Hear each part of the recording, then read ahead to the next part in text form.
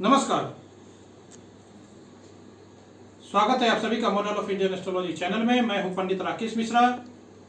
उपस्थित हूं मैं राहु और केतु का 23 सितंबर को परिवर्तन के ऊपर में बृहद चर्चा को लेकर के। ये राहु और केतु का परिवर्तन पूरे 1.5 सालों के लिए 18 महीने के लिए हो रहा है। इसीलिए हम सभी को इस राहु और केतु के परिवर्तन के बारे में जानने की अति आवश्यकता है और बहुत ही महत्वपूर्ण है। मेरा आप सभी दर्शकों से निवेदन रहेगा कि आप हमारे इस कार्यक्रम को पूरा देखें, तो इस चीज से आप लोगों को जरूर लाभ मिलेगा और कुछ जानकारियां भी मिल सकती है। यहां पर मैं राहु का वृषभ राशि में और केतु का वृश्चिक राशि में गोचर रहेगा, तब हमारी राशियों का क्या फल होगा, हमारी राशियों पर हमें किन बातों से बचना है, किन बातों से खुश होना है और क्या उपाय करें इसके लिए। राहु अपनी उच्च राशि में और केतु अपनी उच्च राशि में परिवर्तन करेंगे। राहु केतु का अपनी अपनी उच्च राशि में जाना दुनिया के लिए एक खुशखबरी है। राहु केतु का यह गोचर उन लोगों के लिए बेहद महत्वपूर्ण है जिनकी राहु और केतु की ही महादशा या अंतर्दशा चल रही है। उन लोगों के लिए भी महत्वपूर्ण है जिनकी महादशा अंतर्दशा चल रही है और राहु केतु साथ में बैठे हैं, तो उन लोगों को तो बहुत सावधानी से इस गोचर के बारे में जानना या समझना चाहिए। यहां पर मैं आपने नहीं समझा होगा मैंने क्या बोला कि राहु और केतु के इस महापरिवर्तन में अभी आपके जन्म कुंडली में जिस ग्रह की महादशा या अंतर्दशा चल रही है और उस ग्रह के साथ में राहु और केतु का अगर युति संगत अगर युति है, प्रतियुति है यहां पर में, तो इसलिए उसके लिए भी ये कार्यक्रम समझना, इस राशि परिवर्तन राहु केतु का, इसके बारे में जानकारी लेना, ये बहुत ही अति आवश्यक हो जाता है। चंद्रमा से इस कार्यक्रम ये आप लोगों के सामने प्रस्तुत कर रहा हूं, ये totally based on moon sign है। चंद्रमा हमेशा गोचर का फलाफल ज्यादा, चंद्रमा से गोचर का फलाफल ज्यादा महत्वपूर्ण माना जाता है। कारण क्या है कि चंद्रमा हमारे मन है या हमारा मन है और मन पर जो इम्पैक्ट होगा वही ज्यादा प्रभावित करेगा। यह चंद्रमा से देखना इसलिए भी महत्वपूर्ण हो जाता है क्योंकि पूरा वैदिक ज्योतिष चंद्रमा के नक्षत्र पर ही टिका हुआ है। सबसे ज्यादा जो फेमस गोचर है वो है शनि की 7.5, और चंद्रमा से जब शनि 12वें पहले और दूसरे स्थान में चलते हैं तो शनि की 7.5 मानी जाती है। अगर लग्न से भी देख सकते हैं हालांकि, लेकिन लग्न एक फिजिकल इंपैक्ट देने वाला होता है और चंद्रमा मेंटल इंपैक्ट देने वाला होता है। हमारा मन उस घटना को कैसे रिएक्ट करेगा यह जानना बहुत जरूरी है। हालांकि आप इसे दोनों से देख सकते हैं, लग्न चंद्रमा, लेकिन ज्यादा ध्यान आप चंद्रमा से राहु कहां जा रहा है उस पर देखिए। राहु केतु को बहुत लोग बहुत बुरा ग्रह मानते हैं और यह अत्यंत पापी ग्रह भी कहा जाता है। हाँ, यह हमें कष्ट तो देते हैं, यह कलयुग के ग्रह कहे जाते हैं।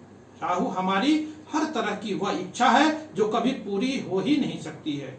राहु इच्छाओं को बढ़ावा देने वाला या उसको बल देने वाला होता है और केतु वही हमेशा निराशा देता है सांसारिक रूप से, क्योंकि केतु हमें मोक्ष की तरफ ले जाता है।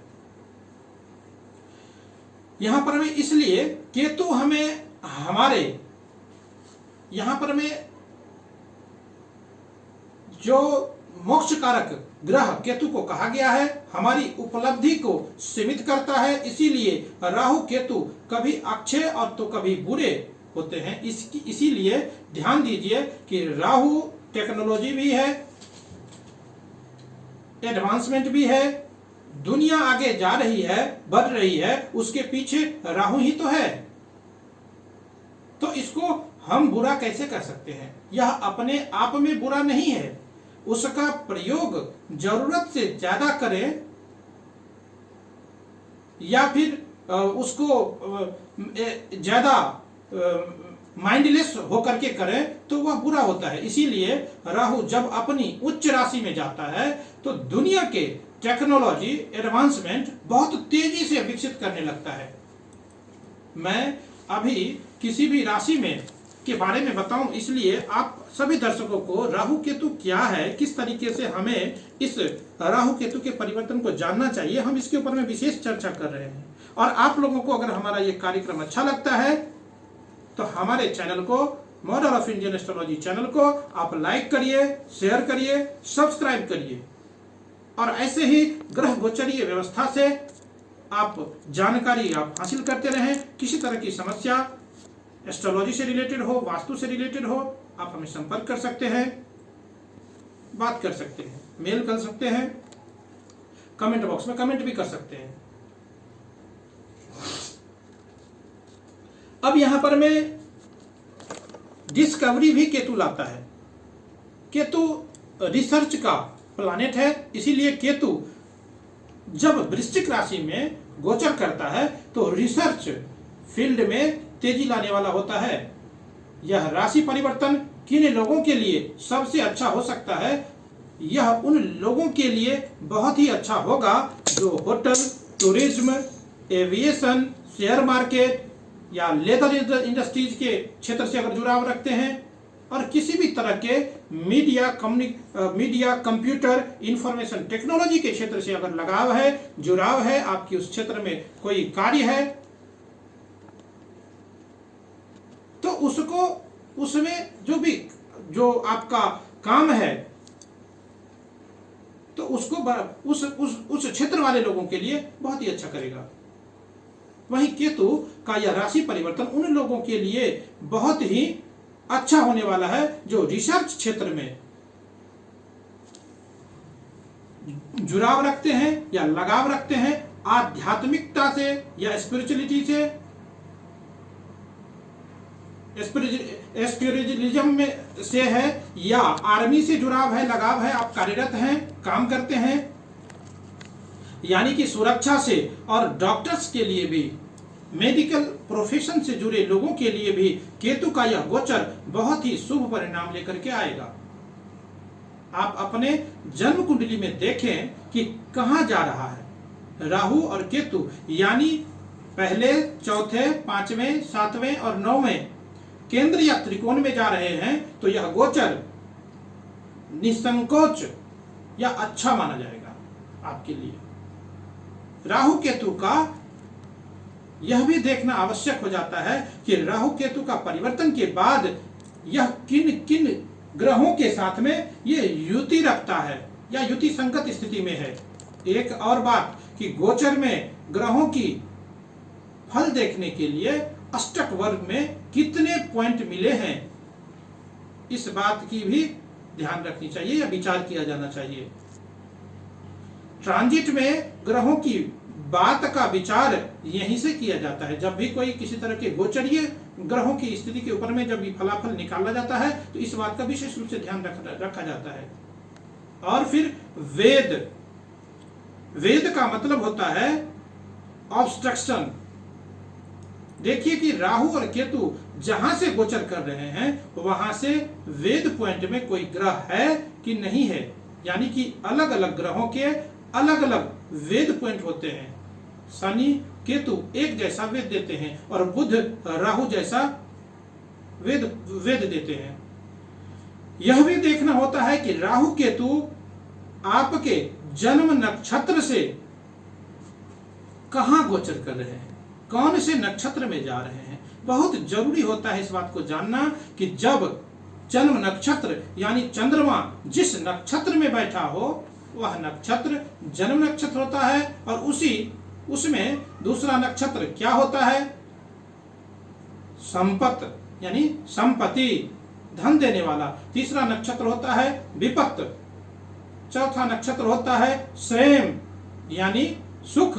पांचवा नक्षत्र होता है प्रत्यधि यानी ऑब्स्ट्रक्शन। छठा नक्षत्र होता है साधन यानी अचीवमेंट। सातवां नक्षत्र होता है निधन। आठवां नक्षत्र होता है मैत्री। नौवां नक्षत्र होता है परम मैत्री। 10वां कर्म। 9वां आधान। 23वां वैनाशिक। तो इन नक्षत्रों पर ध्यान देना पड़ता है। दृष्टि संबंध भी बदलाव लाता है हमारे जीवन में। ये सारी बातें आप लोगों के साथ में इसलिए बताया जिनको जानकारी है, जो ज्योतिष ऑलरेडी सीख रहे हैं या सीखे हुए हैं, जो जानकारी रखते हैं उनके लिए भी, और जो उनको नहीं पता है उनके लिए भी। तो ये सारी जानकारी अब जानने के बाद अब बात करेंगे कि राशियों के ऊपर में इसका क्या प्रभाव होगा। आइए बात करेंगे राशियों के क्रम में अंतिम राशि मीन राशि। मीन राशि वाले जातकों के लिए क्या लेकर के आ रहा है ये राहु और केतु का 18 महीने का गोचर, 1.5 साल का गोचर कैसा रहने वाला है, किस तरह की अच्छाई है, किस तरह के ऊपर में, किस बातों के ऊपर में हमें ध्यान रखना चाहिए। लेकिन ये सभी चीजों के बारे में हम ऊपर से ही आप सुनते आ रहे होंगे कि हमने बताया है कि टोटली डिपेंड ऑन योर चंद्र राशि और आपके कुंडली में वर्तमान समय में क्या परिस्थिति है, किसका अंतरदशा है, किसका महादशा है, इसके ऊपर में सारे बातों का ध्यान रखना चाहिए। तभी आप इसकी अच्छाई को या बाकी की चीजों को अपने से कोरिलेट करके, कनेक्ट करके देख सकते हैं, तो आपको इसका ज्यादा अनुभव हो पाएगा। तो आइए मीन राशि वाले जातकों के लिए राहु का यह गोचर तीसरे भाव में हो रहा है। तीसरा भाव का राहु को बहुत अच्छा माना गया है ज्योतिष विज्ञान में, क्योंकि राहु तीसरे भाव में अच्छे रिजल्ट देता है। तीसरा, छठा, 10वां और 11वां ये उपचय स्थान को कहे जाते हैं।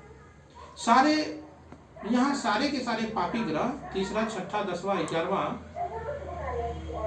यहाँ सारे पापी ग्रह अच्छे परिणाम को देते हैं। राहु खास तौर पर में तीसरे भाव में अच्छा परिणाम देता है, क्योंकि राहु बड़ा ही पराक्रमी ग्रह है और राहु जो भी ठान लेता है वह करके रहता है। इस तरीके का जिद्दी ग्रह है यह, या जो भी है, जो भी आप काम को ठान लेंगे उसको करके रहेंगे, या कर लेता है या करता रहता है। तीसरे घर भी, ये तीसरा जो घर है, तीसरा जो भाव, ये भी पराक्रम का स्थान है, साहस का घर है। मीन राशि वालों के लिए तीसरा राहु अच्छा रिजल्ट देगा ही देगा। राहु खास तौर पर में लेजनिंग का, मीडिया का, कम्युनिकेशन का, ब्रोकरेज का, इन्हीं चीजों का प्लानेट है और तीसरा भाव भी यही काम को दिखाता है। तो इन कामों से जुड़े लोगों का या जो लोगों का इन कामों से लगाव है, जुड़ाव है या कार्यरत है, तो उनको ये गोचर खास तौर पर में बहुत ही अच्छा परिणाम लेकर के आ रहा है। इंफॉर्मेशन टेक्नोलॉजी के फील्ड से जुड़े लोगों के लिए भी यह गोचर राहु का बहुत ही अच्छा रहने वाला है। केतु का वही गोचर मीन राशि वाले जातकों के लिए आपके 9वें भाव से होने जा रहा है। यहां पर में 9वां भाव क्या है? धर्म का भाव है। 9वां भाव क्या है? हमारे गुरु का स्थान है। 9वां भाव क्या है? हमारे उच्च शिक्षा का, हायर प्लानिंग का, हायर एजुकेशन का यह स्थान है। तो जब भी कभी इन सारी चीजों के ऊपर में, तो केतु वह वहां बैठ करके बहुत ही अच्छा रिजल्ट देता है। केतु का यह चीज केतु को यह बहुत ही अच्छा पसंद है। केतु को यह सारी चीजें, जितनी बातें मैंने किया है 9वें स्थान से, गुरु का स्थान, धर्म का स्थान, भाग्य का स्थान, यही सारी चीजें केतु को पसंद है यहां पर में।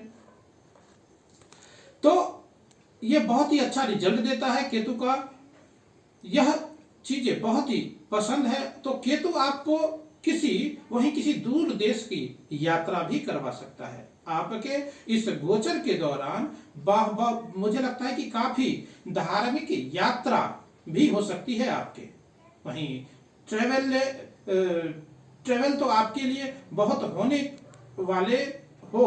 राहु जहां पर मैं आपको छोटे छोटे यात्रा को देगा, वहीं केतु लंबी यात्रा का योग बनाएगा। मीन राशि वालों के लिए घूमने फिरने का ये समय है। आनंद लीजिए इस समय का और लाभ उठाइए इस समय का, और ये अचीवमेंट का भी समय है। भौतिक सुखों में यहाँ पर हमें कहीं पे भी दूर दूर तक कोई कमी यहाँ पर में नहीं रहने वाला होगा। ये समय यहाँ पे मैं बताऊं तो मीन राशि वालों के लिए बहुत ही अच्छा समय है। भाग्य का साथ मिल रहा है, लाभ की स्थिति बनेगी। छोटे भाई बहनों के साथ में संबंध आप अच्छे बनाए रखें। पिता की सेहत का ध्यान रखें। बड़े भाई बहनों का सम्मान कीजिए। यात्रा से लाभ होगा, सारे काम पूरे होंगे। विद्यार्थियों के लिए ये समय बहुत ही अच्छा रहेगा। तो ये था मीन राशि वाले जातकों के लिए। और मैं बताऊं तो मीन राशि वाले जातक इस समय का पूर्ण लाभ उठाएं, अच्छे अच्छे धार्मिक यात्राएं करें, जो भी विदेश यात्राएं करें, जो भी यात्रा करेंगे उससे आपको लाभ होगा,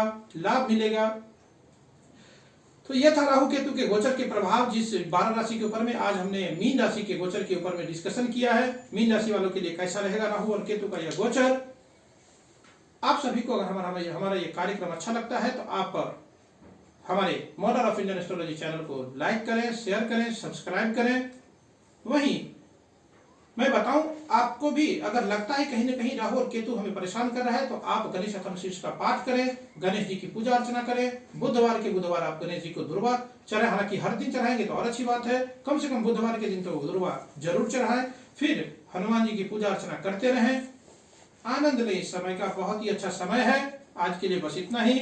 जय सिया राम, जय श्री कृष्ण।